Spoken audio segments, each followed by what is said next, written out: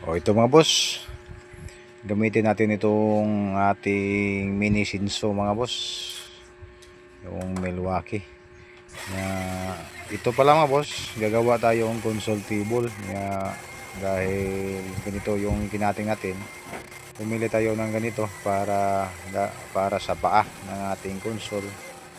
Ang paa ng ating console mga boss 1 3/4 by 2 3/4, kaya pumili tayo ng 3 by 6 nga pampaa. Ginamit na natin yung ating mini chinso para magamit din. Gandang gamitin mga boss, pero iwas kumbaga safety lang dahil mahirap na, baka masugatan tayo. Ito mga boss, ito yung gawin nating top, dahil yung top mga boss 1 foot 12 inches lang. Ito yung sa ibaba at saka sa taas.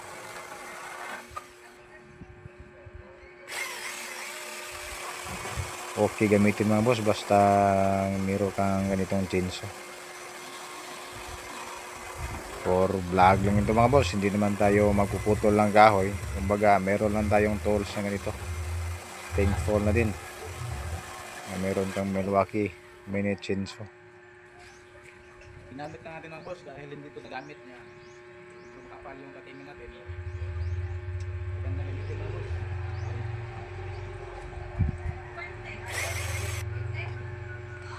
Ito mga boss, hindi lang natin pinapakita yung paglinis ng kahoy at saka pag-layout.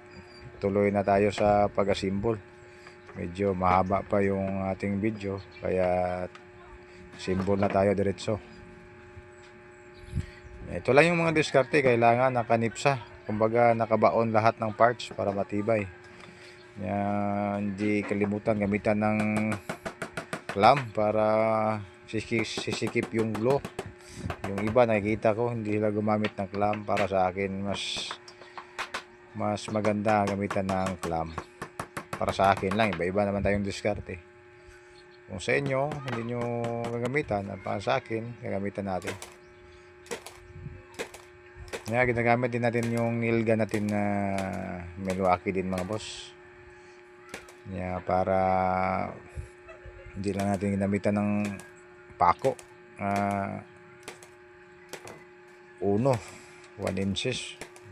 Medyo malaki yung butas niya, kaya itong ating nail gun maliit lang yung pako niya. Mas maganda.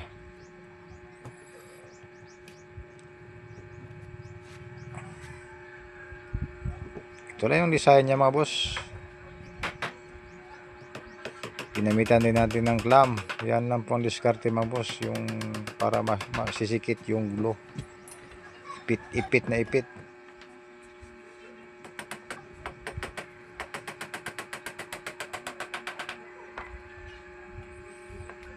Minaigin din sa ilalim yung nilagyan ng pako para malinis, hindi makikita sa harapan.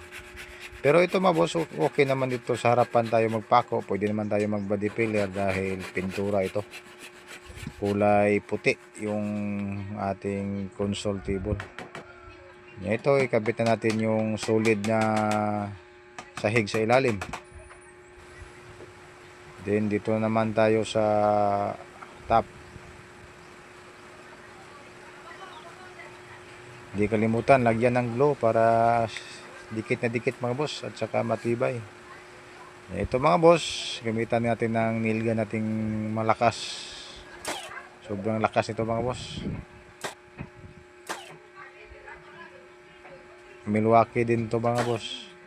Dalawa yung nail gun natin, yung malaki at saka maliit. Yan katindi ang ating mga tools mga boss. Meron pa tayong Milwaukee tools sa bandang unahan mga boss. Nakikita nyo. Yan ang impact wrench. Pagkatapos, lagyan natin ng molding sa harapan para kakapal yung top. Kakapal lang 1 1/4. Mas maganda tignan. Or 1 1/2 ba ito mga boss. Hindi lang natin matatansya kung anong kapal. Siguro 1 1/2.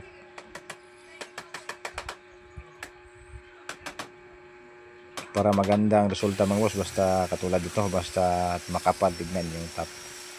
Then pagkatapos sigrahin na natin yung top.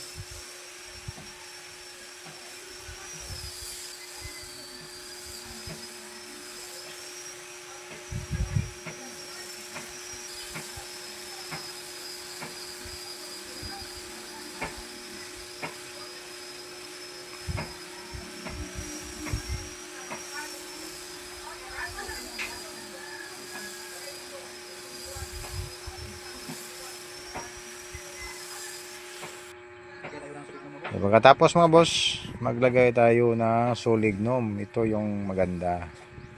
Iwas sa likabok at saka piste ng sa kahoy. Basta mahogani, kailangan lagyan ng solignum para tatagal yung ating mga gawa. Ito mga boss, nakikita nyo, simple design lang pero mas maganda yung simple. Walang router, puro lang handmade yung half round. Kumbaga liha lang ng mano-mano. Ito yung maganda sa mga console. Mas disinte pa to tignan sa mga naka-router. Mga ganitong style. Pinatuyo natin ng isang araw mga boss. Pagkatapos mag-primer na tayo ng epoxy. Gray epoxy mga boss para matibay.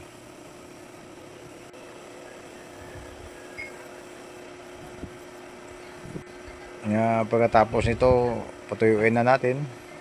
Siguro mga 4 na oras, 5. Ilihan natin para tuyong-tuyo.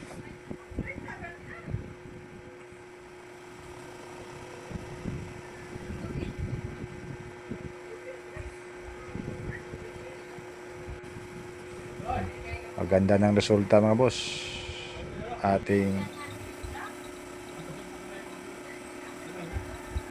Ito mga boss, paina na tayo ng kulay. Ito yung puti ang ginagamit natin mga boss, yung epoxy enamel white, para mas maganda. Hindi na kailangan i-top coat dahil kikinang sa mga boss. Gloss na siya tignan, katulad ito mga boss, nakikita nyo, para siya meron na siyang top coat. Isikan coating natin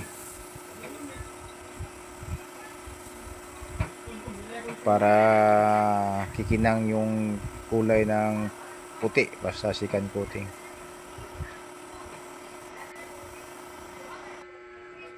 Ito mga boss, nakikita nyo, puting puti.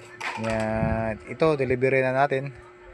Lagyan natin ng paa sa ilalim, kumbaga isakay natin sa pick up sa likuran, hindi siya matumba dahil nag-iisa lang tayo mga boss. Lagyan natin ng lubid, pero ito for safe lang mga boss, nga hindi siya matumba dahil 12 inches lang yung kapal ng paa. Siguro meron na itong molding mga 13 inches. Maganda tignan mga boss, simple na simple, basta puti.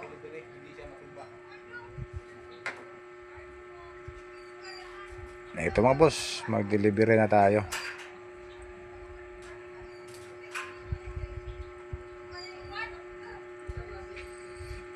Ito mga boss, ito yung full video. Ito nakarating na tayo sa lugar ng may-ari. Hindi sa grahean pa, ito pala mga boss. Ito na pala yung sa may-ari. Maganda tignan, simple na simple mga boss. Maraming salamat sa ating